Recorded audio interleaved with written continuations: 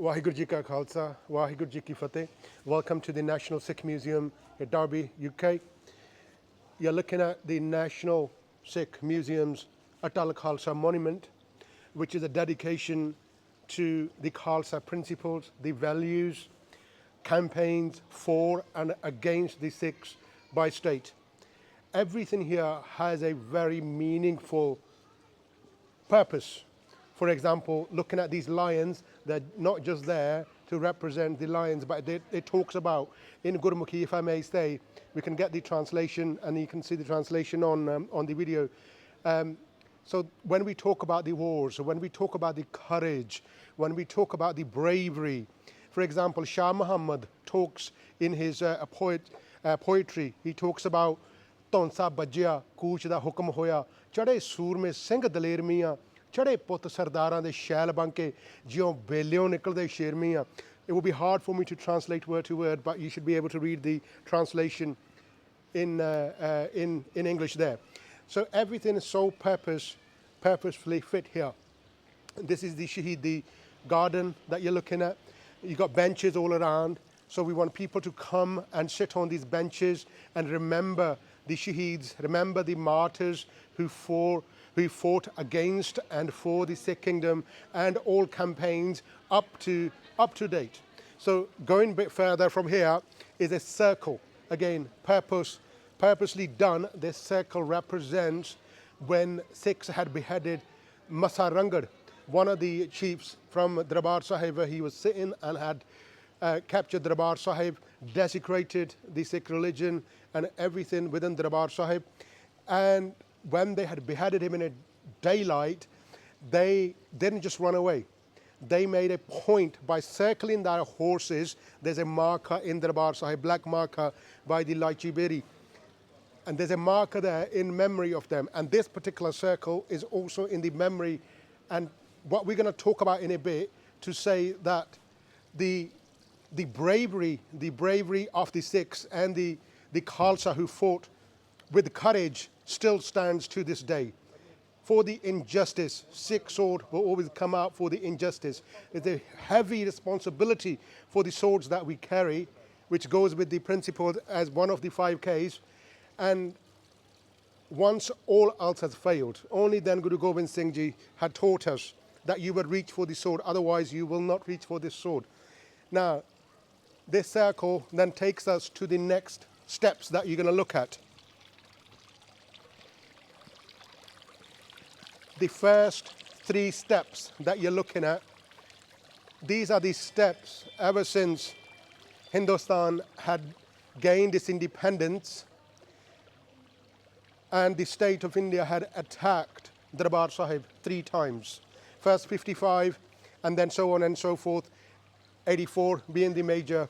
And throughout history, the next 8 steps that you're looking at here, Darbar Sahib has been invaded 8 times through history. But every time Darbar Sahib was invaded, Sikhs had gone 1 step further. There's about inch and a half, or even half an inch gap in each step. Right on the top of these 8 invasions is Khanda Batta. The ultimate purpose and the ultimate aim of Khalsa, of the Sikhs, regardless of whatever is happening around, the only thing we aim for is the Khanda Batta. That is giving us everything that we need to fight injustice, fight for the needy. On the left-hand side is a black Kshatri. It has 6 pillars. 6 pillars are signifying the 6 Holocaust Sikhs had gone through. Color is black because these are non-fighters. They're women, they're children, they're elders. On the right-hand side, contrary to that, is a white Kshatri. The white Kshatri has 5 Pilpawe, has 5 pillars. These 5 pillars, the color of it signifying the Shahadat, signifying the 5 Ks, the 5 Takht, the 5 Baniya, the Panj Kakar, and so much more. Panj Baniya. And then right at the back are the walls that from 1978, all the martyrs from 1978 up to 1994. The active campaign from resistance to full armed struggle.